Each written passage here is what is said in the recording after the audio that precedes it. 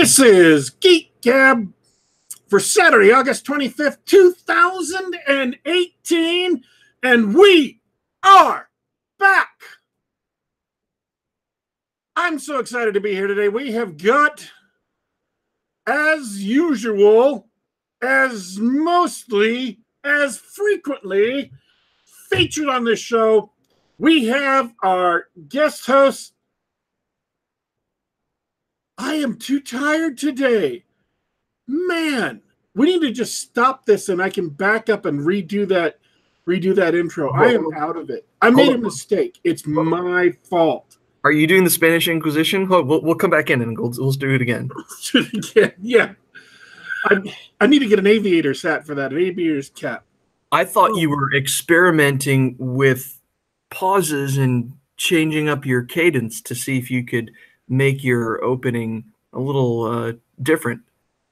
I was going to roll with it until you said something. I was experimenting with being completely out of it. I blame YouTube. It's YouTube's fault. Like 20 minutes before the show, I was really, really bored. And I just wanted to do something. And I made the mistake. I was searching terms related to physics. Like I searched for acceleration frame of reference and watched a short video on acceleration frames in physics and how they deal with relativity and stuff. Very short 6-minute video, kind of introduces the topic. And then I searched for the Fibonacci sequence and the golden ratio, and I watched like a 7-minute video on that. And that just totally, it's going to sound like I'm high. I'm not high. I don't do drugs. I've never done drugs. But the video on the Fibonacci sequence was completely mind-blowing. It was just absolutely bizarre how many different places the golden ratio shows up.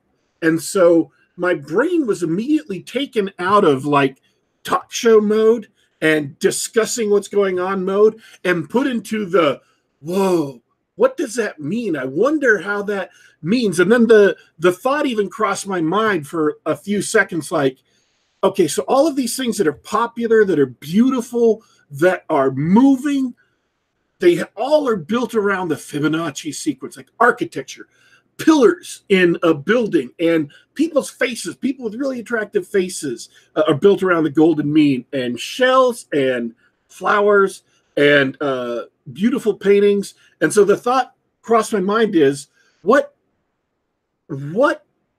can you do if you can make really attractive things that draw in people, that compel people, like the Mona Lisa built around the Fibonacci sequence? Even your DNA shapes itself when you look at the molecules according to the golden ratio. It's just really bizarre, and nobody listening to this is going to understand what I mean unless you go look at like a video on YouTube about it, and so you can understand it.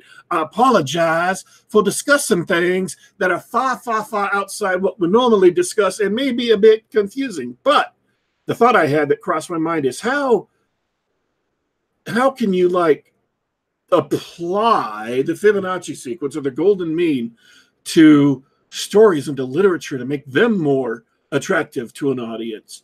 And obviously that was a really blue sky, really weird thing to say. It's a combination of sleep deprivation, a combination of absolute boredom, and a combination of accidentally taking twice the medication I was supposed to.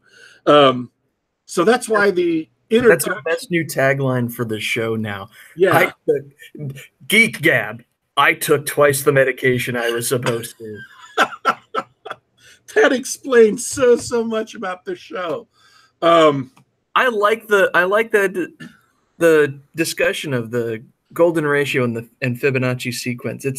It's really interesting because I think the way it shows up in art and architecture, I think I don't think that someone looked at it and said, "Oh, this is the ratio. I'm going to do things by that." It seems to me that it's a natural phenomenon, and things that are beautiful adhere to that golden ratio. Do you know what I mean? It doesn't have to be deliberate. You make something beautiful, and just it's one of those things that it's like symmetry. Symmetry is beautiful. Yes. It's one of those properties. It just happens to be part of what beauty is. And it's sort of a super symmetrical structure. So if you take something that is perfectly symmetrical, and so it's it's beautiful, and then within that symmetry, if you can imagine a line down the middle of a paper, and then smaller lines, and you can move those smaller lines up or down, and then you'll have like smaller segments in them, and you can move those left or right. If the arrangement of all of those symmetrical pieces in a larger pattern follows the golden ratio, follows the, this number, that will make something that is more appealing. And it crosses my mind now. Wow, we are way, way out there. No, it crosses my mind now.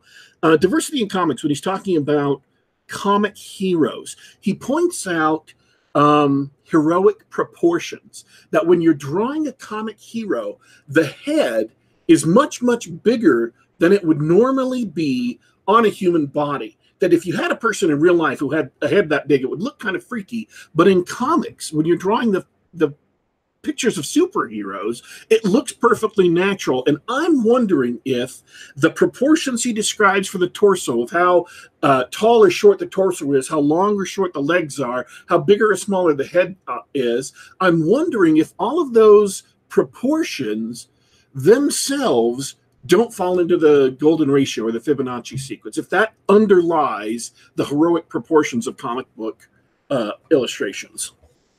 You may be on the page. It may be either a panel or the page or both. Yeah. It may. I'm willing to bet that you'll find quite a few pages that you consider, oh, that's a good piece of artwork, and it may have that magic ratio in it. Yeah. Your oversized head thing reminds me of another thing that I saw and we're going to keep going out there. And in Italy, I saw in person Michelangelo's David, the famous sculpture. Yes. And I mentioned this a long time ago, but the hands in particular are done perfectly. For what is probably the most difficult thing to sculpt or draw on the human body, he did the hands perfectly. They're beautiful. I mean that. But they're also oversized. Like the hands and the feet and the limbs, they're slightly oversized. When you get up there, you're like, wow, those hands are, almost as wide as his head, that sort of thing. It was deliberate. It was a deliberate choice to sculpt it that way. And it's part of letting him get the detail that he wanted on the hands. And it's also very beautiful. There is a lot of beauty in the world, and I love, and I don't say this in the context of, just in the context of people who have pretty faces. I mean, in terms of what human beings make with art, with architecture, with poetry, with music, there is a lot of beauty in the world, and there is a lot of creativity that can create something beautiful, and it is sad and depressing to me how far we have fallen from that ideal of creating something that is beautiful, creating a beautiful building that you can look at and just say, wow, that is so well done. That is gorgeous. And to take this back to the golden sequence, buildings like the Cathedral de Notre Dame de Paris, there's like 9 Notre Dame cathedrals, so got to be specific, is built according to the golden ratio. So they're making a beautiful building. That was their goal, to make a building that when you looked at it, it was pleasing to the eye. And beauty, great beauty, real beauty, things that achieve that level, evoke in us a sense of awe. They evoke in us the sense of wonder. They evoke in us the sense of spiritual quietness. And beauty connects us with this idea that there is something greater than just ourselves. It touches people, it moves people on a level so fundamental that you won't even notice it. It's really, really strange to sit back and analyze it or hear it analyzed, because it just happens. And that's one of the things I think that we've fallen off in the West, is by getting away from beauty, we get away from things that evoke that sense of awe, of grandeur, of connection with something that's bigger, that connection with God, with spirituality. And it is tragic. And I mean, there are a lot of things I can talk about this subject. It's one of my passions that I ran about on Twitter a lot. But I think that the replacement of beauty with ugliness, the replacement of grandeur with brutality, the replacement of a celebration of what is noble and uplifting with a celebration of what is base and debasing, is one of the worst things that has happened to Western civilization. So, I tend to agree. It's worth noting that the chat, as soon as you mentioned comics, just completely went on that track for the last 5 minutes while you were ranting. They're mentioning this new cartoon funded by Crunchyroll. Oh yeah. Did you hear about this? I don't remember the name of it, but Crunchyroll's, for those of you who are uninitiated, and also me, I had to find this out. It's High Guardian Spice. High Guardian Spice. Apparently, this was just some silly Tumblr webcomic, and Crunchyroll decided to fund its own anime. Doing the Netflix thing, doing the Amazon thing. We're going to fund our own content. They decided to fund some, just typical pink hair Tumblr cartoon. And the usual folks are up in arms for probably good reason. It's got that noodly arm CalArts Tumblr style art, and I saw a couple of panels of the webcomic. I sure hope the writing improved, because there isn't a single joke on the page. But I think that's along the lines of what you're talking. We get more of the same. Yeah, I'm frustrated. I mean, I'm not going to get all up in arms about it, but I mean, at this point, it's more of an eye roll. Yeah. It's just more ugliness. As soon as you reach a certain point where everybody has abandoned making good stuff and they're making deliberately ugly stuff, you're just like, don't you even understand what's going on? I don't even think of it from that perspective, just from the perspective of customers. I haven't watched anime in a long time, but I know the kind of stuff that anime people like. That there's extremely popular genres. If you want to get that huge audience of anime, fund an American Dragon Ball, fund a Western Naruto, right? Get those guys in. Huge fan base. What are people on Crunchyroll watching, right? They're gonna watch their shonens. They're gonna watch if it's gonna. I mean, there is a magical girl category, but it isn't Tumblr. It's Sailor Moon, it's girls in mecha battle suit, that sort of thing. It's just a weird decision. You need to, if you have an audience, if you've built an audience and you want to keep your audience, you need to give your audience what they actually want, instead of trying to give them what you want them to have. And so, yeah, I think you're right. I hadn't thought about it on that level, but you're absolutely right. Trying to feed your audience something which is completely anathema, completely alien, it would be like Better Homes and Gardens, right? They run all of those articles about how to make your house beautiful, how to arrange pillows, how to pick a great comforter for both warmth and stylishness in your room, how to make a good Thanksgiving dinner. Okay, Better Homes and Gardens.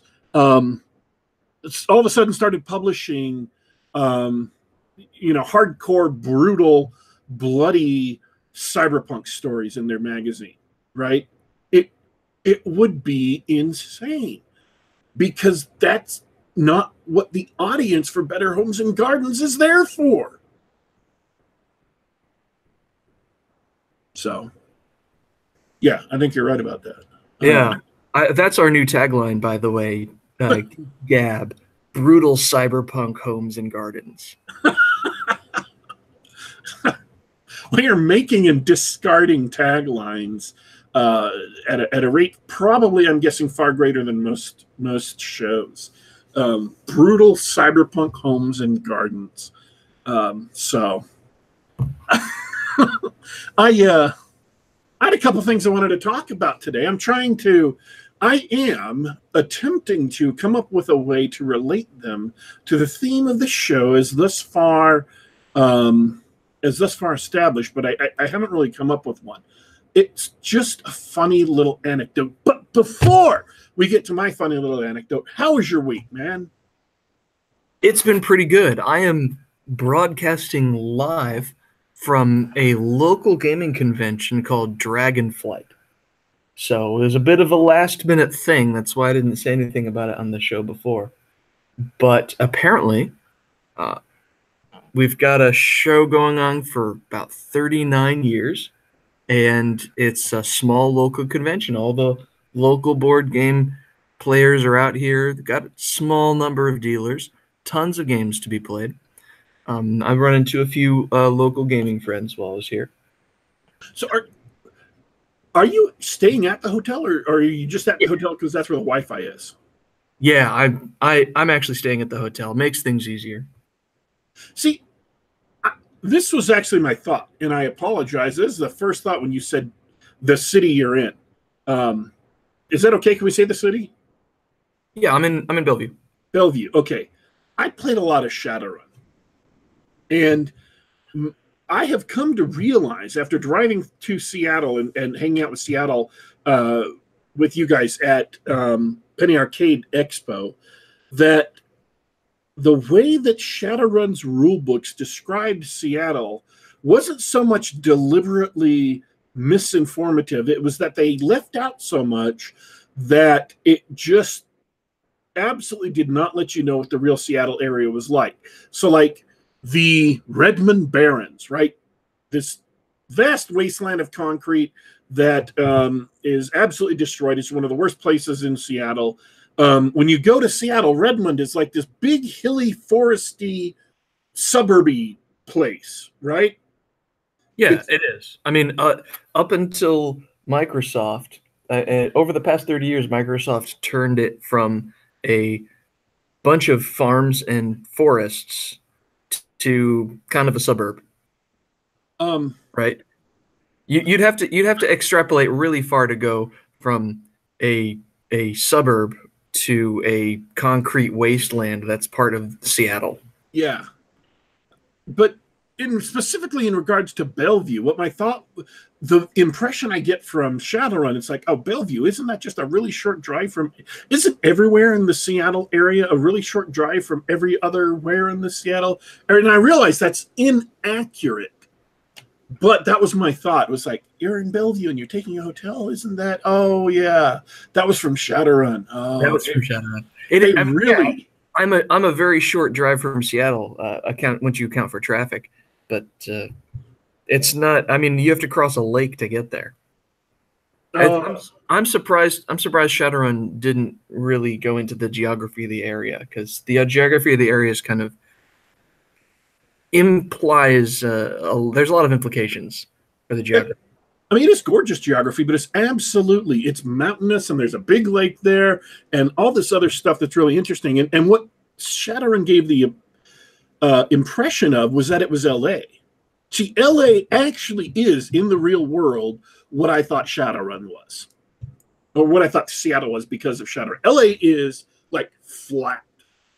I mean, yeah, you've got the big mountain, and on the other side of that is, quote-unquote, the valley, but all of the other stuff is just flat. And there's long grids of streets and houses and people everywhere, and then palm trees and parks here and there. But that's what it made Seattle seem like. And Seattle is absolutely like the very opposite of that. It is the opposite of LA as far as, it's big, it's mountainous, it's got, water everywhere. But Shadowrun made it seem like it was LA. That's what I thought it was for, 20 years, 27 years since I started playing Shadowrun. Yeah, I had really no concept of what Seattle was till I moved to the area. And you know what? I'm shocked that the writers of Shadowrun didn't really look into the geography and think about it. There are a lot of really interesting things you could have done with the geography of Seattle that they didn't do in Shadowrun. Yeah, never mind the fact that Seattle is basically eternally sinking into the Puget Sound, so they've got I shouldn't say sinking, I should say sliding into the Puget Sound. So so what would that look like in a future where the land erupted? I don't think Seattle would exist in Shadowrun's backstory.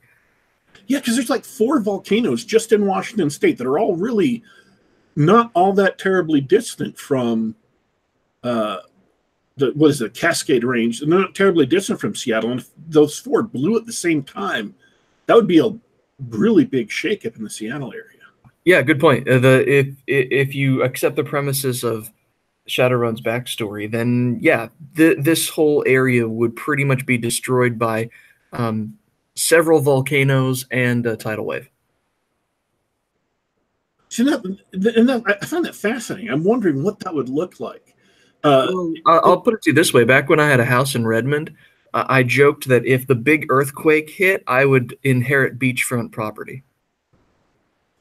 I'm just thinking that would be a really cool location for a movie or TV show or even comic book or a novel is, where the Seattle we know, all of the buildings and stuff are like all of a sudden under like 10 feet of water, 15, 20 feet of water. So the first 2 stories are underwater and they're just poking up out of the water. That would be cool as far as like an interesting setting to explore.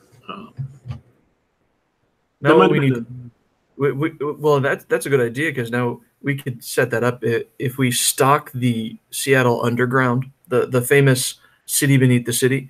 If we stock that with gold piles, then we can send spelunkers into the room Seattle.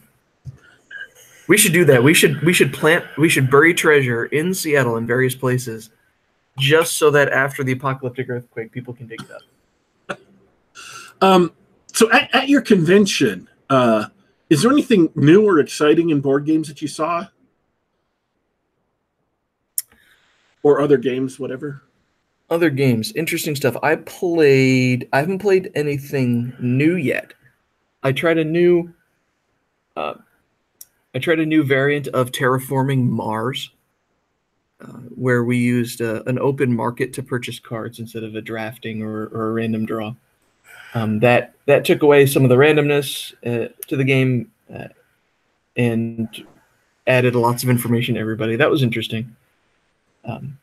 That's about it so far. And I almost missed the show because I was up doing a midnight game of Shadowhunters, the best social deduction game ever. And that was fun. I played a few weeks ago. Is it Power Company? Where you Power Grid. Yeah, I played Power Grid. 5 people on the German map. Oh wow! 5 people on the German map is brutal. If you're one of the last couple of people to pick a starting spot, that's really really tough. And plus you spend basically 2.5 hours just doing arithmetic, nonstop arithmetic, and with 5 people, you're not going to get what you want. On the German map, there are 3 places that if you pick one of those, you have a lot of cheap expansion opportunities around you. And the other 2 people get screwed because you have nothing cheap. You have expensive expansion opportunities. And the best thing you can do is set up, wait for turn 2 to come when you can have 2 people in a city and hope to expand quickly then. But I found that by that time, I was so far behind that I was fighting hard just to get to the middle of the pack. And yeah, I still would have finished in second place. We were playing with a family, dad and a mom and a kid, and then me and some other person. And I did a move very near the end, right? You're trying to get to 15. And I did a move very near the end that would have delayed the game enough for me to vault up into second place or third place. And the mom deliberately lost because she didn't want to didn't want to beat her kid. She didn't want to make her kid. I'm like, he's 9. He's got to learn how this goes anyway. I had a lot of inefficient, high-capacity power plants, and I bought fuel to fill all of them, and then I bought all the other fuel I could store in them.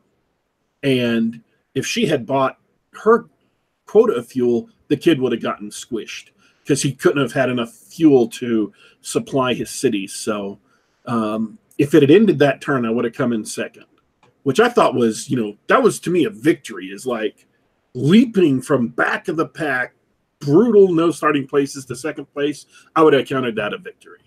Yeah. That's one of the great fun things about Power Grid. They've got that mechanic where the person in the back can vault themselves to the front if they play smart. Yeah. So that was a brutal game. I'm like, that's a lesson learned there. For those of you that play Power Grid, if you want to play on the German map, don't play with 5 people. It'll really crush 2 of them. So I had an interesting thing happen this week that is just really, I don't know what to feel like. It's like infuriating and also bizarre. Netflix is starting to include ads or testing. They're testing out ads for their original series because people aren't watching them. The reason why people aren't watching them is because by and large they're crap. Netflix makes a lot of garbage. They don't sound interesting. They're not really interesting when you watch them, and there's way too much filler. Netflix executives have misinterpreted binge watching, and they try to make all series one long movie, like an 18-hour or 13-hour movie, and it just doesn't work. Does not work. So they think their problem is that they're not telling enough people about their original series, and they want to get around it by sticking ads in for everything else. Amazon Prime does it, and Netflix now, they want to start it. So I'm hanging out on Twitter, and I see a meme float by about Netflix ads, and I hadn't heard about it. And so I thought, oh, okay, well, I just want to pass the word along. Literally, that's all I thought was this 2-second, I want to pass the word along. I saved the meme. I sent it out on other platforms, not Twitter. On Twitter, I just retweeted the original tweet. I'm not trying to pirate anything. And, people saw it. They commented on it. They retweeted it. They reposted it a few times. And that was it on every platform other than Facebook. Okay. On Facebook, as of today, which is a week later, because I originally sent it out on the 18th of August. So it's a week later. It has 33,500 shares. Huh. Wow. And all I did originally was just tweet out this image. I didn't even stick anything on it. And later, after it hit like 20,000 shares, I got kind of feeling guilty. I'm like, I did not mean to steal this guy's meme. I didn't mean to like present it as if it were my own work. So I went back and added a stolen meme tag. 33,500 shares, 1,100 comments, and 1,400 responses. I'm not bragging. This is not a humble brag. This has nothing to do with bragging because I have nothing to brag about.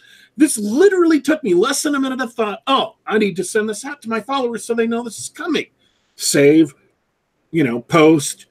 And then it does this. And I'm like, the most hilarious thing, though, is apparently it got shared out into normie Facebook and then past that into anti-corporate Facebook. And I've been getting a lot of people who are following me on Facebook just because of this. And it's hilarious to watch. Like, I'll get, many people follow me in a day, and then I'll go back the next day, and like half of them have unfollowed me because this is an absolutely terrible introduction to what my Facebook is like. If you expect everything else to be like this, you're going to be woefully disappointed. It is bizarre and puzzling, and also hilarious. And every time I go to Facebook, I've got tons more notifications that all these normies have shared this. I'm just like, whatever. Do what you do. But something that took literally no thought other than just, I should send this out. It's got 33,000 shares. So that's the power of the memes, man. It's just, yeah. So, I just wanted to kvetch about that a little bit. It's like just bizarre to me. So, but anyways, that is true. I have a list of things I wanted to talk about today, and we actually haven't even gotten to them until just that right now. Half an hour into the show. This is a good show. You were saying something before the show when we were in the green room about movies. I know. You told me that you went to see a movie, and that surprised me because I do occasionally look at the movies that are out to see, hey, I'm in the mood to see a movie. What's out? And there's been nothing but trash for months. It's as if the movie studio said, well, Avengers Infinity War is out. We're not even going to try this summer. We're not going to do anything. We're not going to release anything great. We're just going to let it go. It's kind of depressing. The number of good movies that have been released is it's not large. Let's just put it that way. It is not a large number. If I may venture into dark humor for a moment, maybe everybody making good movies got Me Too'd this year. Oh. Let's get past that for a second. Okay. Anyway. So you saw something terrible. I mean, I'm sorry. I'm sort of biasing myself here. I'm just assuming it was terrible. I saw something that was amusingly awful, is how I would describe it. Okay. It's called AXL. And halfway through the movie, the AXL stands for like Attack Exploration Logistics. It's a military robot. It's a robot built for the military. But halfway through the movie, I just thought the title reminded me of ASL. And ASL is a question people used to throw out on chat rooms about 10 years ago. It was age, sex, location, right? You'd say, ASL check. So you could see who was in the room. I don't know if it's current. I don't spend time in these places. It was a meme. It got passed along to me through the power of memes. But that's really, really bad when halfway through a movie, I'm trying to figure out what the L in ASL was. Because I remember age, I remember sex. I didn't know what the L was. I couldn't remember what the L was. Instead of watching watching the movie, but, I'm kind of distracted by this ASL thing. That's a bad title. That should not have been their title. Here's the movie in a nutshell. Absolutely a concise description of the movie, which will tell you everything that happens in the movie. There will be no surprises. It is Karate Kid meets Short Circuit. No disassemble. Karate Kid. Is Ali Sheedy in it? No, she's not. All right. It's or if you want to pick any other 1980s sports movie, the cliches, right? Can you recite the cliches of the sports movie? Oh, I don't know them by heart, but Okay. You've got to have a training montage. You've got to have. There's poor underdogs. Yeah, the underdogs. The underdogs. They're poor, and they're fighting to win this sport with heart. And then on the other side, because they're not big or strong or fast, but they're scrappy. On the other side, there's the rich asshole, right? Yeah. Who's got all the money and all the things and is winning. And he's also a complete jerk off. And probably his coach and other parents and everybody associated with him are jerk offs because they're the bad guys. and then they go and have it out. And then like a third of the way into the film, they completely chuck. He's in BMX racing, motorbike racing, not pedal bikes, motorbike racing.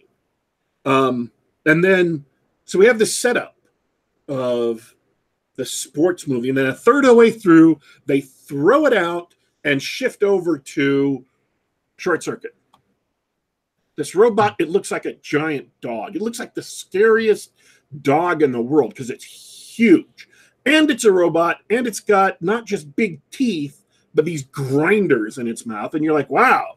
So not only can you bite somebody's arm off with those stainless steel fangs, you can also grind up the pieces and spray blood and flesh all over the battlefield because that wasn't scary enough. This robot dog escapes from a lab. And it goes and finds our BMX hero and becomes nice for him and protects him. And then the security forces of the lab come for him. And then the military comes for him. And that's the movie. Wow. This dog, it's awesome. This dog has a laser projector built into its forehead that it uses, and I'm not making this up, this is a Bumblebee subplot. You remember the first Transformers movie, right? Came out 12 years ago. Megan Fox. Vaguely, yeah. Okay. Bumblebee, who's the car, takes time off from saving the planet to help his new owner hook up with a hot chick. Okay, yeah. That's the Bumblebee subplot.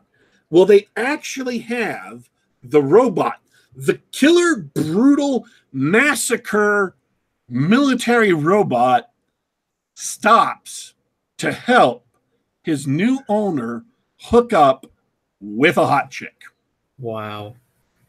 So how does he impress her with his bone grinders in his jaw? What he does, he has this projector that can project movies on a wall and stuff. And so what he does is he uses it as a disco ball. I am not making this up. And then starts playing music out of the speakers in his head. He analyzes the pulse rate and all of these things of his owners to deduce that they are attracted to each other. And so he sets the mood. He plays makeout music for his owner. This is core subroutines deliberately put in to the AI by the designers of this vicious combat metal dog. Yes. We're gonna make a vicious combat robot dog, but also we're gonna teach him to understand people's feelings and how to manipulate their emotions. And that's a thought that occurred to me in the movie, by the way. It was a thought that was explored more in depth in Ex Machina, which is if you're going to make a robot look like a dog, then what you would want to do is try to play on people's emotions if it was doing an infiltration mission. Like you send the dog behind enemy lines or whatever, but then you should make it look like an actual dog and not just this big robot monstrosity. I was kind of thinking of that robots, if what they wanted to do was infiltrate and destroy a society, because every single moment in the movie where he's dealing with this dog, you're thinking, you know what? In reality, if this robot was real, it would have just torn his arm off right there. It would have just torn his throat out right there. It would have just jumped on and crushed all his bones right there because this is a combat dog in combat mode and in kill mode. And the fact that he didn't get killed, I started counting the times where he would have gotten murdered by this dog. And I'm thinking, dude, you're an idiot. You should run away. But he didn't run away because it looked like a dog and it was whimpering and it needed help and all this stuff. And you're like, man, look, I don't care how cute the dog is making itself seem. Inadvertently, it wasn't part of its programming. Don't make friends with the giant metal combat monstrosity dog, okay? Seems a little far-fetched. It's bad life advice to make friends with random rampaging robots who have slipped the leash of their masters and are now out in the wild doing whatever the hell they want. Bad idea. Not your friends. There's so many cliches in this movie. This movie is just cliche after cliche piled on top of each other. So the thing is, that could be fun if you played it straight. If you did, if you had a good writer who knew human emotions and stuff. This writer does not know human emotions. He doesn't know how real human beings act. He doesn't know how to build a scene where real human beings act, and he doesn't know how to arrange a sequence of scenes where human beings act. And so people just do weird things because all he can do is take cliches and have them act like this one cliche for a short period of time, and then stick another cliche so they act bizarrely different, and then stick another cliche so they act bizarrely different. It's really distracting. It makes no sense. Here's how cliched the movie is. The cliche about robots and movies, and we can go back to I, Robot with Will Smith. Robots in movies are helpfully color-coded with shining lights for your convenience. Right? Yeah. The robots in Will Smith, they glowed red when they went evil. All the robots in the Matrix glow red because they're evil. Very convenient.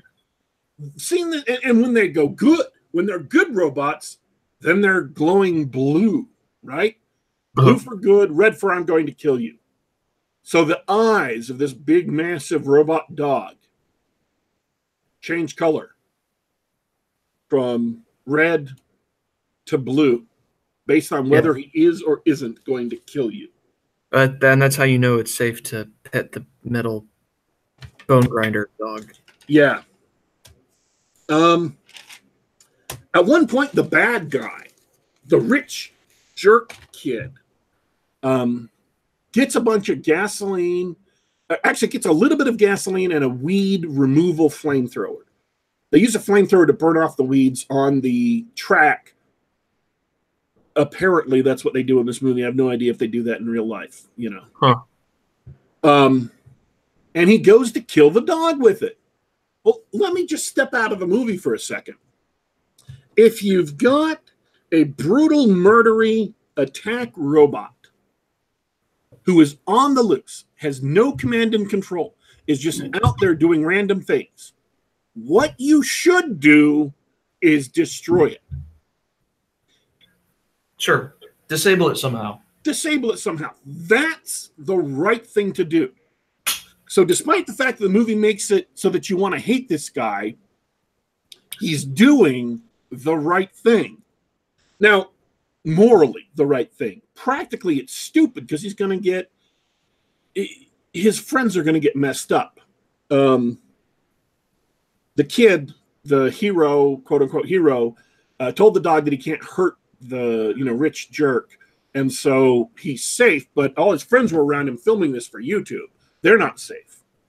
So his friends could get killed, could have messed up, but he's safe.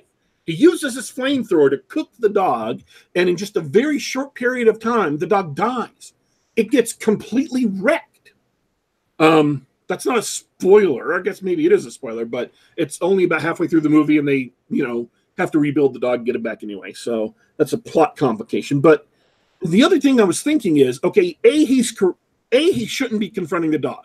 B, he's morally correct, but practically, as a practical matter, stupid. And C, what kind of brutal Terminator massacre combat bone-grinding missiles on the back wireless hacking?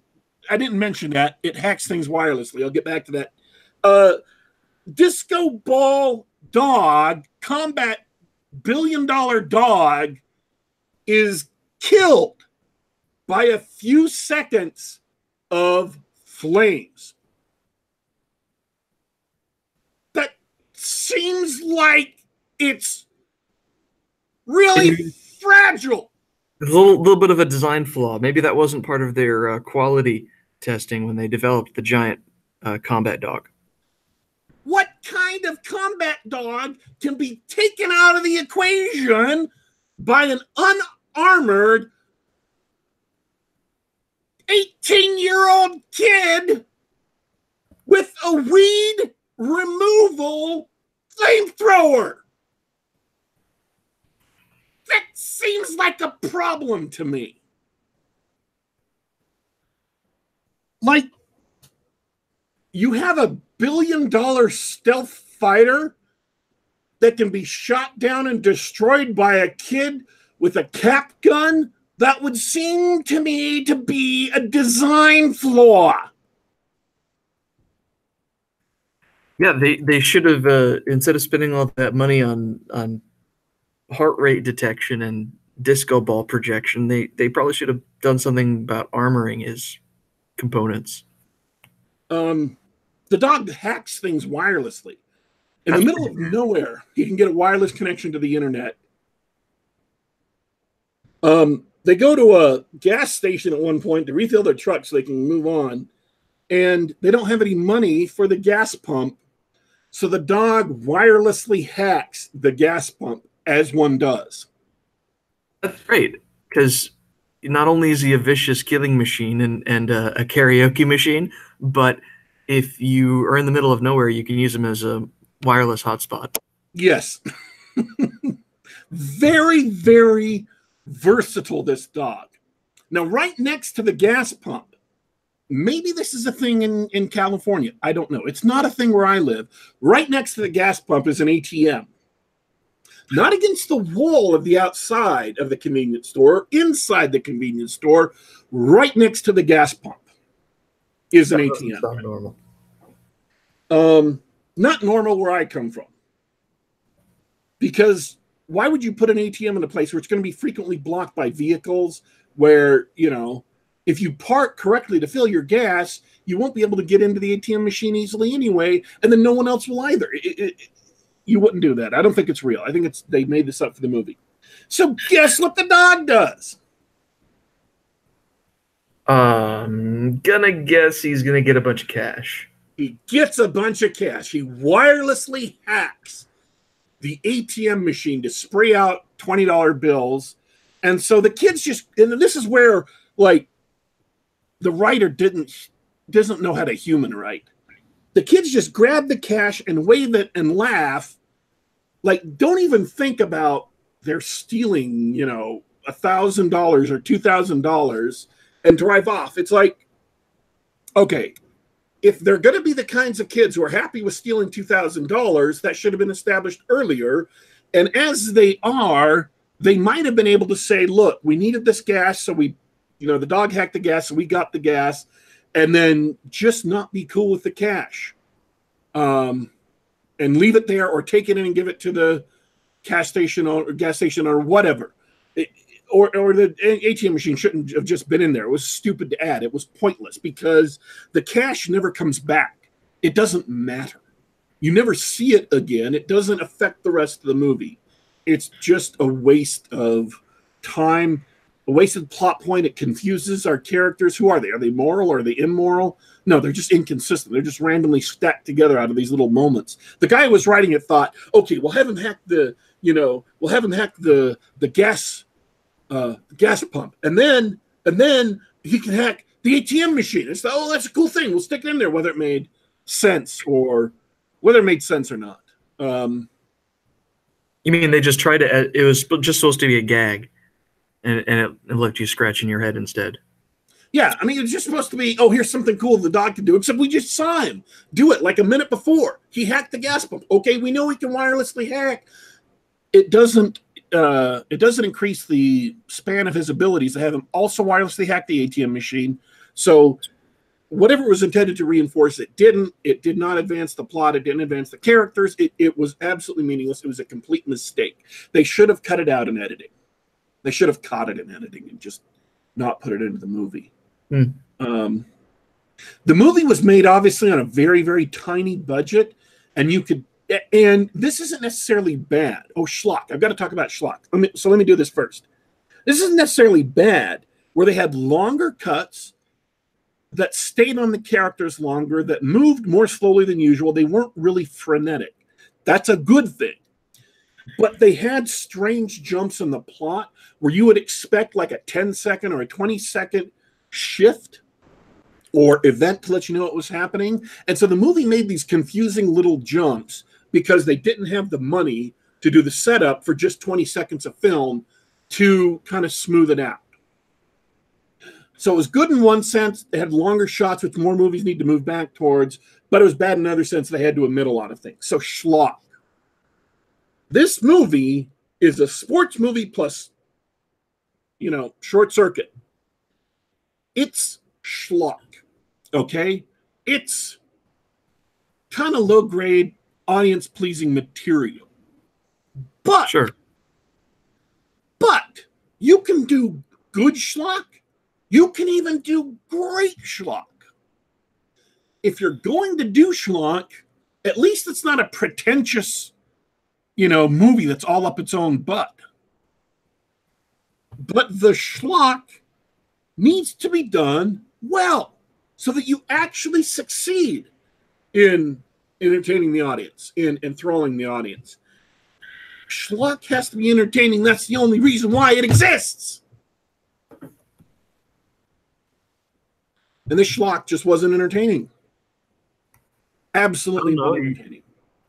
It gave me a good half hour of entertainment listening to you pick it apart. I would be willing to bet that this time is more entertaining than the movie itself. I was in the movie theater at 11:30 a.m. on the day it was released, and there were 3 people in the entire theater. And I saw the trailers. I knew it was going to be a bad movie.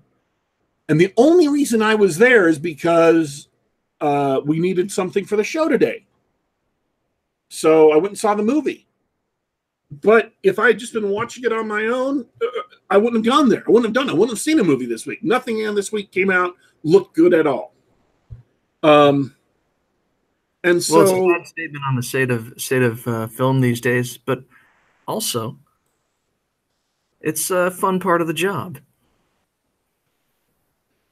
Yeah, there would have been 2 people on there if I had been doing my thing just as a regular, movie goer. I don't know. Yeah, so that's AXL. You guys, we do it for our listeners. Yeah. Oh, there's just some small stupid things. AXL as a dog is designed to work with the military, so they're planning on deploying combat dirt bikes so that a soldier can ride along at 50, 60, 100 miles with the dog. And at one point, the dog is programmed to form a ramp.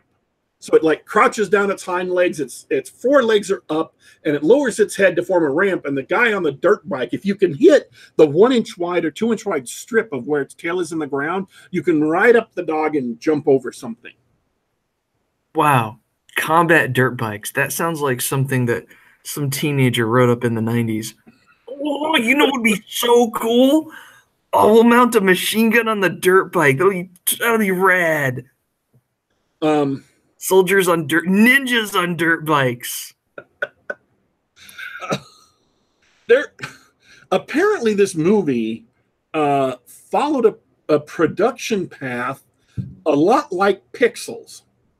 By the way, this movie is far better than Pixels was. So if you want to use that as your baseline, this movie was far, far better than Pixels. There was, and I only know this because it was in the credits of the movie. I stayed to the end of the credits just in case there was a post-credit scene. There was not. So if you go see this movie, you do not have to steal, or you don't have to sit through the credits. There's nothing there.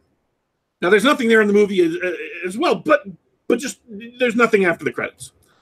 Apparently, they based this movie on a crowd-funded movie short called Miles. I've never seen it. I've never heard about it. I didn't know about the Kickstarter. But it's about a BMX, a dirt biker, and a robot dog in an off-roading, in California's off-road racing. It made $43,000 on Kickstarter of a $40,000 goal to make this short movie. And then they took this short, this crowdfunded short, and made an actual full movie from it. So Pixels got its life off of some internet, a YouTube clip about, the Pixels thing. They invade, they shoot things, they turn to pixels and fall. It was a very provocative and interesting video for like 3 minutes, 5 minutes, however long the video was. They absolutely should not have tried to make a 2-hour Adam Sandler movie from it. And Miles is exactly the same way. They absolutely should not have tried to make a full feature-length film from this. And in fact, I'm tempted to say that most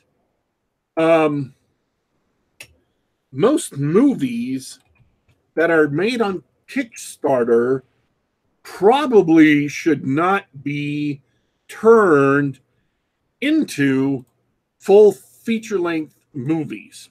That is, that's just my hunch. And I only say that because most of them are just not very good. And certainly not very good stretched out. There's not enough material. There's not enough plot. There's not enough concepts. It does not hold up for 2 hours in the theater. In fact, let me see. Hour and 40 minutes. Okay, that's how long the movie was. Hour and 40 minutes. It just does not hold up. It's a 6-minute short on Vimeo. I'll put the link to Miles in the description so you can see the short. It does not hold up for an hour and 40 minutes. It just doesn't. That's a strange obsession people have with the full-length film. I mean, there's been so many great little shorts put on the web. YouTube's full of, cheap, no-budget shorts. You don't have to do a full 2-hour thing. You can do a nice little 10-minute sketch or funny 30-minute video. I don't understand the obsession with trying to turn your little project into a full feature movie when you can just do a short video and get lots of exposure. A lot of people are going to see everything on the internet. You don't need to get distributed in movie theaters. We're getting a lot of cardboard sounds from your end of the mic. Is there... Oh, sorry. I'll see if I can fix that. I'm just wondering if there's something going on. Are you being attacked? Are you being held hostage by a cardboard-wielding manic robot that has escaped from some government lab? Say, I loved the Emoji Movie if you're safe.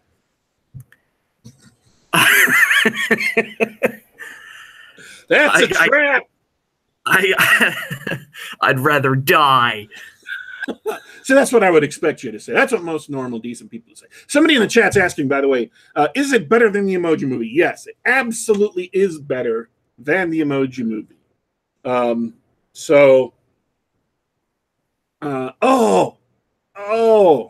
want to take this back to Crunchyroll, right?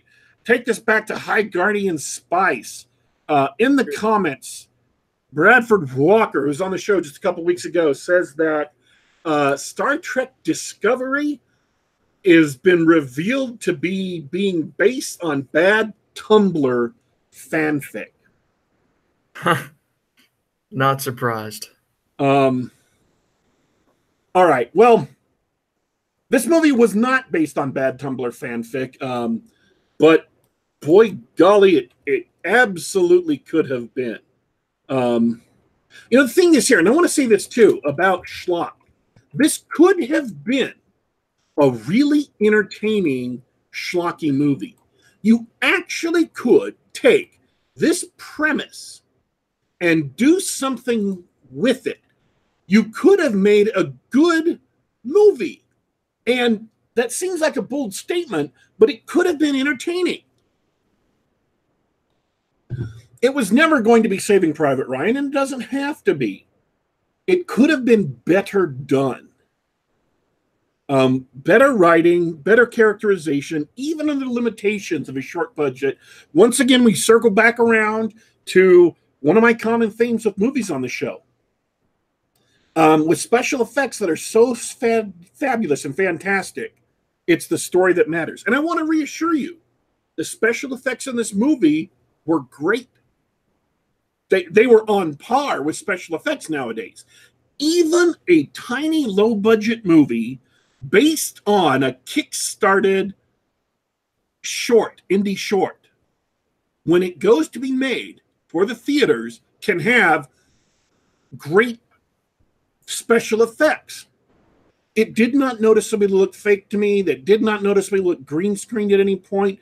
Obviously, you know it's computer animated, but it didn't look bad. So with the special effects being on point and with a concept that could have worked, and maybe you would need to rework, like, okay, is it really, is BMX really the best thing to do? Is off-roading really the best thing to do? Maybe we should try this, maybe we should try that, whatever you have to do. This concept could have worked, and it all comes down to story. The direction was fine, the cinematography was great, there weren't any bad shots, there weren't any boom mics hanging in. You know, this is not crappy movie making. It's solid professional movie making. What brings it down is not the budget.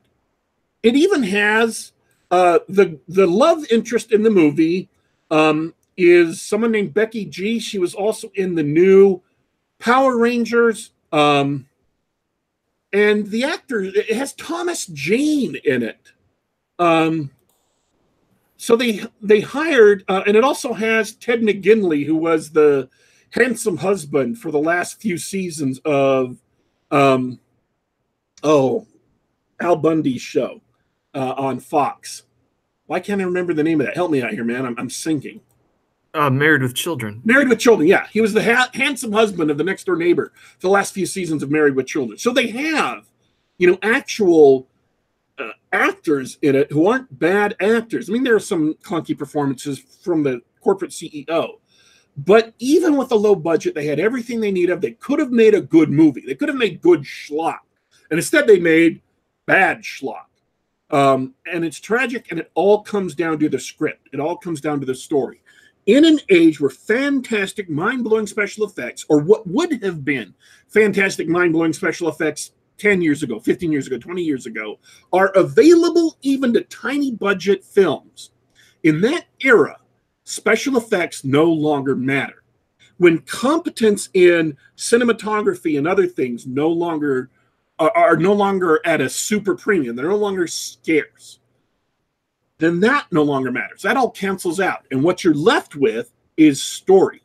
And where all of these movies that fall down, where they fall down, it's always in the story. The story was not thought out enough, or the people making it didn't grasp storytelling, or they didn't know how to portray human characters. So that's my thesis. And it only became a thesis after I saw it happen time and time again with big mega budget movies.